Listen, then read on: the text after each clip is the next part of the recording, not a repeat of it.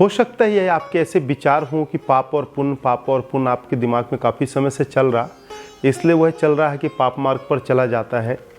देखिए, जीवन में घटित होने वाला हर घटना निहित है, तय है, बात तो सत्य है।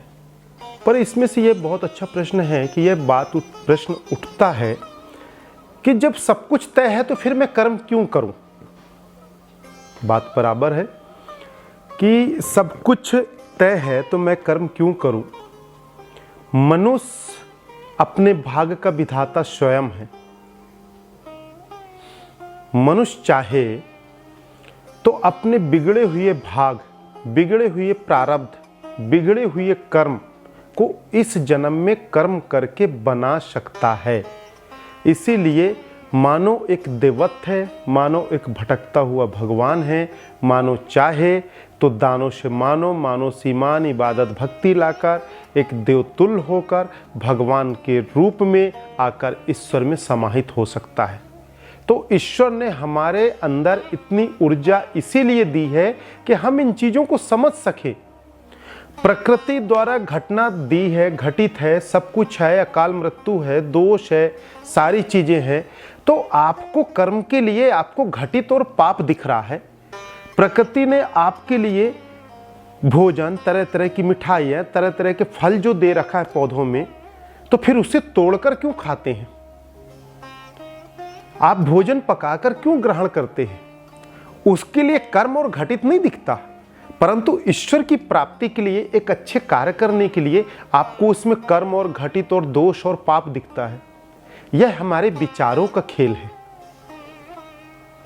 हम संसारिक जीवन चलाने के लिए, हम संसार के हर काम करने के लिए, जिससे हमारा निजी स्वार्थ है, जिससे हमारा कर्म और हमारा जीवन यापन जुड़ा हुआ है, उसमें हम प्रकृति, कर्म, पाप, घटित घटनाएं हमको नजर नहीं आती। परंतु जहां एक कर्म करके ईश्वर में एकाकार की विषय आए, वहां हम हर चीज को घटित पे देखते हैं, दोष पर देखते हैं। यह कहीं ना कहीं हमारे विचारों का निजी स्वार्थ कह सकते हैं। भोजन पकाकर खाने के लिए इसमें आप कुछ नहीं देख रहे हैं। ऊपर ऊंचाइयों में कितना भी फल लगा हो, जिसमें हम यहाँ से कुछ पत्थर मारते हैं तो वह मीठा फल देता है, उसमें प्रकृति का रहस्य नहीं दिखता कि हमें उस पौधे से, उस पेड़ से क्या प्रेरणा मिलती है कि हम यहाँ से एक पत्थर मारते हैं और वह ऊपर से मीठा फल देता है। यह भी तो एक घटित घटना है आपके जीवन में कि हम ऐसे कर्म कर रहे हैं फिर भी ईश्वर हमको मीठा फल दे रहा, या वह पेड़ हमको मीठा फल दे रहा।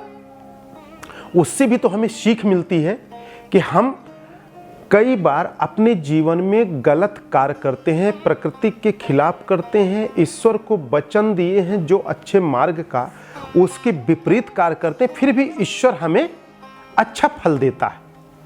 उसमें हमें अनुभूति नहीं होती कि ईश्वर के लिए हम जितना कार्य करते हैं उससे लाख गुना ज़्यादा ईश्वर हमें क्षमा करता है और लाख गुना ज़्यादा अच्छा फल देता है।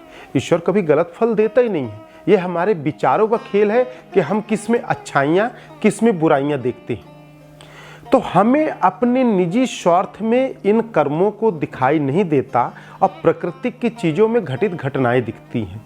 परंतु आपकी बातों को यदि सत्य माना जाए तो भी हम कर्म करके उस घटित घटनाओं से दूर कर और हम एक अच्छा कर्म करके मनुष्य को, भटके हुए मानव प्राणियों को एक प्रेरणा स्वरूप उनको भी सही राह में चला सकते हैं। जैसे स्कूल में पढ़ाने वाला एक मास्टर 100 बच्चों को शिक्षा देकर, एक अच्छी प्रेरणा देकर उसमें से 50 बच्चों के अच्छे मुकाम तक पहुंचाता है, पर वह सभी को अच्छा ज्ञान एक कक्षा में, एक क्लास में वही ज्ञान, वही शब्द, वही विषय पढ़ाता है, पर उसमें से कुछ ही बच्चे फर्स्ट डिवीज़न आते हैं, कुछ ही बच्चे उस मंजिल को प्राप्त करते हैं। तो यह हमारे बुद्धि, एकाग्रता, विचार पर निर्भर करता है। हम सकारात्मक सोच रखें तो इस तरह की प्रकृति की घटित घटनाओं में भी हमें जीवन का सार मिलेगा, जीवन का आनंद मिलेगा। जीवन में सफल जीवन जीने की कला की प्रेरणा मिलेगी। इसलिए यह घटित और पाप को आप दिमाग से निकाल दें और अच्छे कर्म को करें।